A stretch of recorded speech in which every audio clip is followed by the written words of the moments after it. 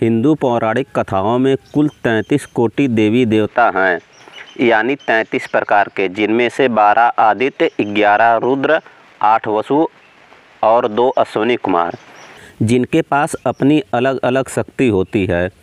और कुछ तो ऐसे भी देवता हैं जिनको विशेष रूप से उनकी सर्वोच्च शक्ति के लिए पूजा जाता है। लेकिन क्या आपको पता है इनमें से सबसे शक्तिशाली कौन से भगवान हैं? चलो जानते हैं कि इनमें से कौन से भगवान सबसे शक्तिशाली हैं। नंबर 10 पर आते हैं भगवान इंद्र। भगवान इंद्र हिंदू पौराणिक कथाओं में एक प्रमुख देवता हैं जो स्वर्ग के राजा हैं। उनका वाहन ऐरावत हाथी है। उनका मुख्य अस्त्र वज्र है। भगवान इंद्र बारिश और आंधी के देवता हैं। वज्र एक शक्तिशाली अस्त्र है। इंद्र की शक्ति का उल्लेख हिंदू पौराणिक कथाओं में मिलता है। वे स्वर्ग के राजा हैं और सभी देवताओं पर शासन करते हैं। इंद्र के पास कई शक्तिशाली अस्त्र हैं, जिनमें वज्र, वाष्पी, ब्रह्मश्री, इंद्रास्त्र और सम्मोहन अस्त्र प्रमुख हैं। इंद्र को शक्तिशाली योद्धा माना जाता है और वे राक्षसों और अन्य देवताओं से भयभीत रहते हैं। इंद्र की शक्ति एक उदाहरण है कि उन्होंने सम्मोहन अस्त्र का उपयोग करके लाखों असुरों का विनाश कर दिया था। इसके अलावा इंद्र को तूफानों और स्वर्ग पर शक्ति प्राप्त है। इंद्र को हिंदू पौराणिक कथाओं में एक बहुत ही शक्तिशाली देवता माना जाता है। नंबर 9 पर भगवान सूर्य देव आते हैं। भगवान सूर्य, जिन्हें सूर्य या आदित्य के नाम से भी जाना जाता है, जो हिंदू ज्योतिष में दिव्य 9 देवताओं में से एक माने जाते हैं। भगवान सूर्य बहुत शक्तिशाली हैं। सूर्य को प्रकाश, जीवन और ज्ञान का परम स्रोत माना जाता है। न केवल प्रकाश देते हैं बल्कि जीवन भी देते हैं। सूर्य की शक्ति को कई तरह से व्यक्त किया गया है। सूर्य ऊर्जा का एक विशाल स्रोत है और पृथ्वी पर जीवन सूर्य के प्रकाश और गर्मी पर निर्भर है। सूर्य का प्रभाव ग्रहों और सितारों पर भी पड़ता है। सूर्य की शक्ति को भी पुराणों में बताया गया है। अग्निदेव की शक्ति से 10,000 गुना अधिक शक्तिशाली बताया गया है। सूर्य न केवल एक शक्तिशाली देवता माने जाते हैं बल्कि वे एक महान शासक, योद्धा और न्यायकर्ता भी हैं। हिंदू धर्म में भगवान सूर्य की पूजा आम बात है। खास तौर पर मकर संक्रांति के त्यौहार के दौरान, जो सूर्य के मकर राशि में प्रवेश का प्रतीक है। हिंदू दर्शन में उन्हें समय और ब्रह्मांड की व्यवस्था का प्रतीक माना जाता है। नंबर 8 पर भगवान कार्तिकेय आते हैं। भगवान कार्तिकेय, जिन्हें मुरुगन, स्कंद, सुब्रह्मण्य या कुमार के नाम से भी जाना जाता है, जिनकी पूजा मुख्य रूप से दक्षिण भारत, श्रीलंका, मलेशिया, सिंगापुर और मॉरिशस में की जाती है। वे भगवान शिव और देवी पार्वती के पुत्र हैं और उन्हें युद्ध में विजय, ज्ञान और प्रेम का देवता भी माना जाता है। कार्तिकेय को अक्सर एक सुंदर युवक के रूप में दर्शाया जाता है जो मोर की सवारी करते हैं। उनके हाथ में भाला और तलवार है। उनका वाहन मोर है। मोर अहंकार और घमंड के विनाश का प्रतीक है। मोर जहरीले सांपों को खाने के लिए जाने जाते हैं। आप कार्तिकेय के 6 सिर और 12 भुजाओं वाले उदाहरण पा सकते हैं, जो उनकी अपार शक्ति और एक साथ कई काम करने की क्षमता को दर्शाता है। कार्तिकेय से जुड़ी सबसे प्रसिद्ध कहानी में से एक राक्षस ताड़कासुर की मृत्यु है। पौराणिक कथाओं के अनुसार ताड़कासुर को अमर होने का वरदान मिला था, लेकिन उसे केवल शिव के पुत्र द्वारा ही मारा जा सकता था। हालांकि शिव गहरे ध्यान में थे। शिव जी को उनके ध्यान से जगाने के लिए देवताओं ने प्रेम के देवता कामदेव को शिव का ध्यान भंग करने के लिए कहा। इस कृत्य से शिव जाग गए, लेकिन वे इतने क्रोधित थे कि उन्होंने अपनी तीसरी आँख खोल दी, जिससे कामदेव भस्म हो गए। इस घटना के बाद शिव जी और पार्वती ने ताड़कासुर की मृत्यु की भविष्यवाणी को पूरा करने के लिए शिव की तीसरी आँख से चिंगारी निकली, जिससे कार्तिकेय का जन्म हुआ। वह बड़ा होकर एक शक्तिशाली योद्धा बना और उसने ताड़कासुर का वध कर दिया। युद्ध और विजय से जुड़े होने के अलावा कार्तिकेय को शिक्षा के संरक्षक के रूप में भी पूजा जाता है। खासकर तमिल लोगों के बीच ऐसा माना जाता है कि वे अपने भक्तों को बुद्धि और ज्ञान प्रदान करते हैं। नंबर 7 पर भगवान हनुमान आते हैं। भगवान हनुमान जिन्हें अंजनेय या मारुति के नाम से भी जाना जाता है, हनुमान रामायण के प्रमुख पात्र थे और भगवान राम के प्रति अपनी अटूट भक्ति के लिए जाने जाते हैं, जो शक्ति और साहस का प्रतीक है। हनुमान का जन्म अंजना नामक दिव्य अप्सरा से हुआ था, जिसे बंदर के रूप में श्राप मिला था और केसरी वानर प्रमुख थे। उनका जन्म भगवान शिव और पवन देव के आशीर्वाद से हुआ था। हनुमान जी बहुत शक्तिशाली थे। उन्हें ब्रह्मांड की लगभग सभी शक्तियाँ प्राप्त थीं। वे एक महान योद्धा, भक्त और ज्ञानी थे। हनुमान जी असाधारण रूप से शक्तिशाली थे। वे किसी भी बोझ को उठाने और ले जाने में सक्षम थे। वे अपनी इच्छा अनुसार अपना आकार बदल सकते थे, जिससे वे बड़े से बड़े और छोटे से छोटे काम आसानी से कर लेते थे। हनुमान जी ने एक ही छलांग में विशाल समुद्र को लांघ लिया था, जो उनकी असीम शक्ति का प्रमाण है।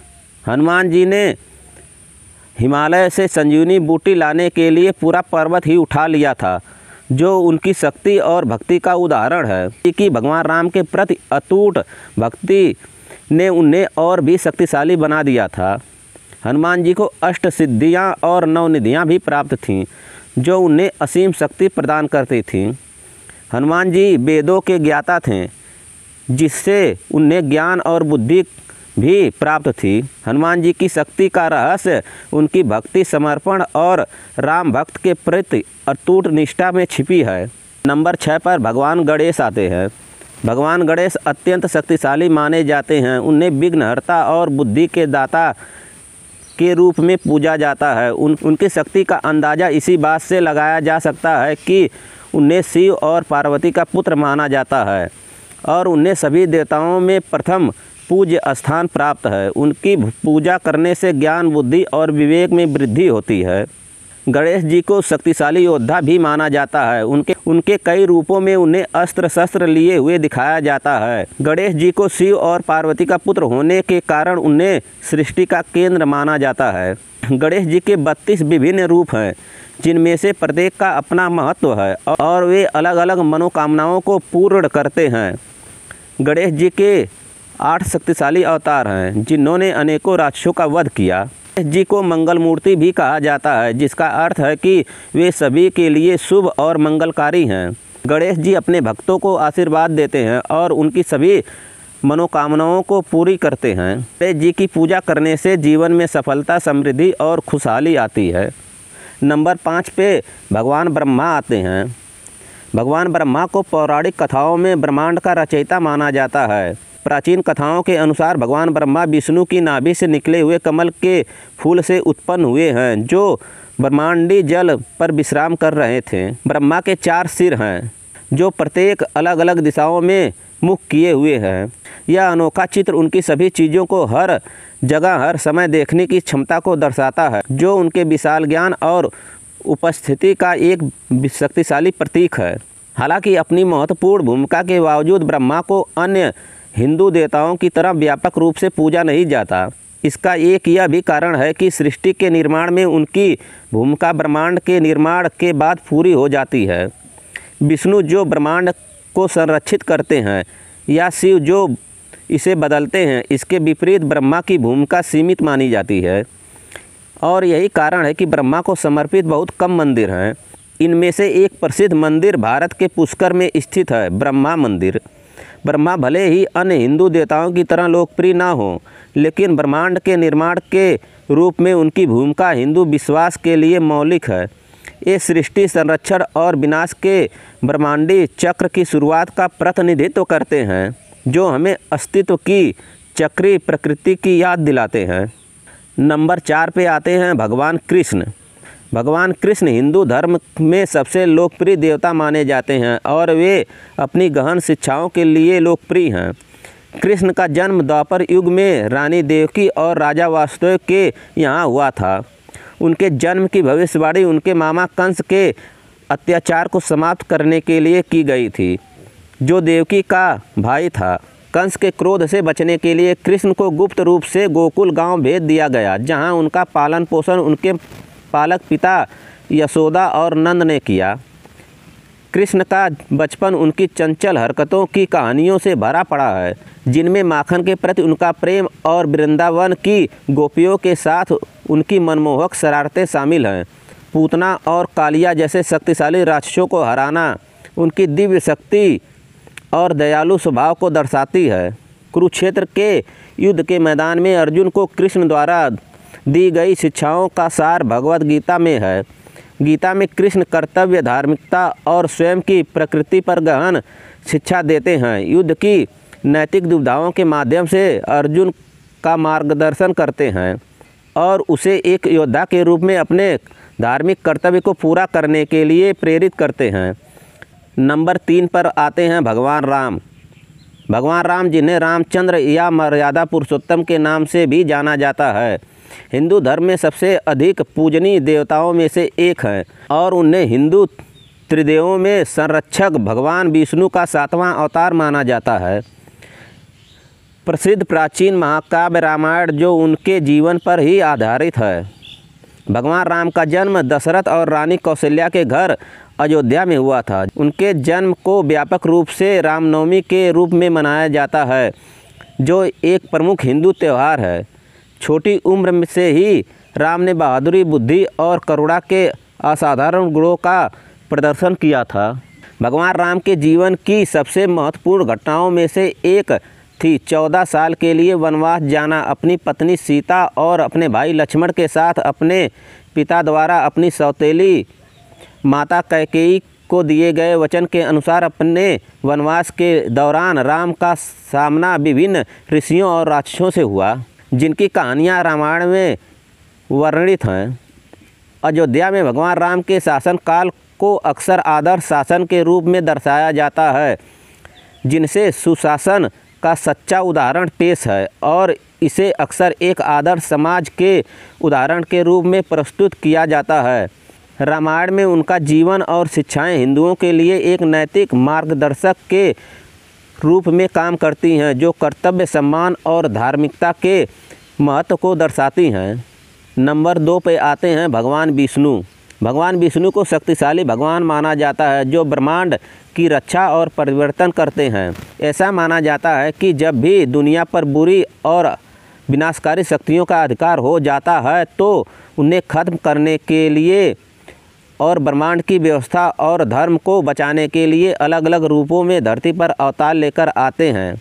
भगवान विष्णु को अक्सर नीले रूप में दर्शाया जाता है, जो अनंत आकाश के साथ जुड़ने का प्रतीक है, जैसे कि चक्र जो मन का प्रतिनिधित्व करता है, शंख जो संसार की ध्वनि का प्रतिनिधित्व करता है, गदा जो मानसिक और शारीरिक शक्ति का प्रतिनिधित्व करता है और कमल का फूल जो पवित्रता और श्रेष्ठता का प्रतिनिधित्व करता है।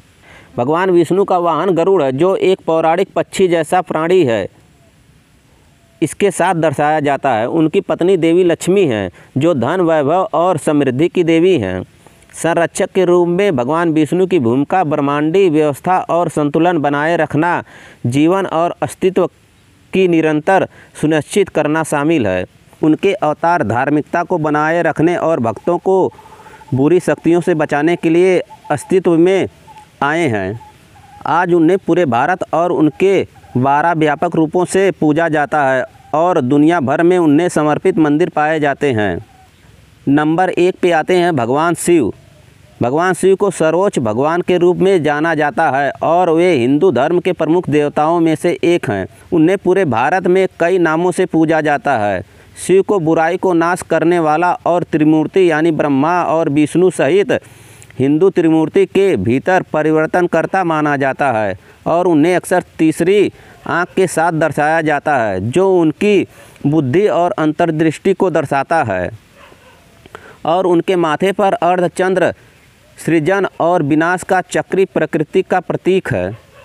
अपने साथ वह राक्षसों का वध करने के लिए अपने अंतिम हथियार के रूप में त्रिशूल और ब्रह्मांड को बचाने और बनाए रखने वाली ब्रह्मांडी ध्वनि का प्रतिनिधित्व करने वाले डमरू को भी रखते हैं। शिव और शक्ति मिलकर ब्रह्मांड में पुरुष और स्त्री ऊर्जा के संतुलन को बनाए रखते हैं। ऐसा कहा जाता है कि अगर शिव विनाशकारी शक्ति लाते हैं तो पार्वती जो ब्रह्मांड में सृजन और पोषण का क्षेत्र लाती हैं और इस तरह वे एक दूसरे को संतुलित करते हैं।